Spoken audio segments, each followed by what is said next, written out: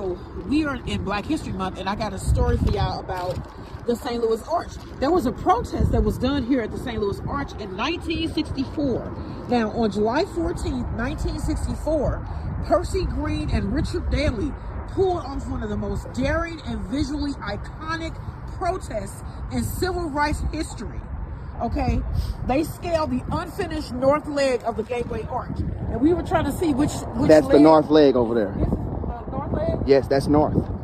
Okay, so it was unfinished at the time, and him and Richard Daly, Percy Green and Richard Daly, scaled the leg. Now, the protest was originally organized by ACTION, and ACTION stands for the Action Council to Improve Opportunities for Negroes. And it was a militant offshoot of CORE. Now, they were protesting the fact that while the arch was being built with federal tax dollars, not a single black skilled tradesman had been hired for the project. That's insane. That is very insane. The city and federal contractors claimed that they couldn't find qualified black workers. Get the heck out of here with that. Right. Get the heck out of here. Come on now. Green and Daly bypassed security during a shift change and climbed the 125-foot leg of the arch. And there was a ladder at the time that went up the leg of the arch, and they climbed up that ladder. Now, once they reached a high enough point, they stayed there for 5 hours. They refused to come down until the government agreed to hire black workers. Now, a massive crowd gathered at the foot of the arch, including police and federal marshals. Green and Daly shouted down to the crowd the demands for employment. When they finally came down, they were arrested, of course, and charged with trespassing and disturbing the peace. The protest forced the U.S. Department of Justice to take notice, and in 1966, the Department of Justice filed its first ever lawsuit against a labor union for discrimination.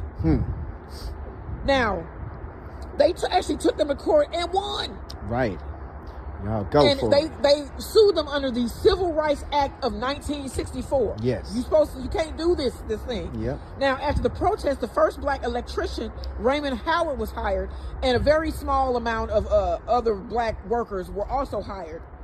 And with the Department of Justice winning the lawsuit, it forced trade unions to objectively test and admit black members. So you could now become a member and get a union card because of the Department of Justice suing, because they wouldn't hire black people to work on the arch.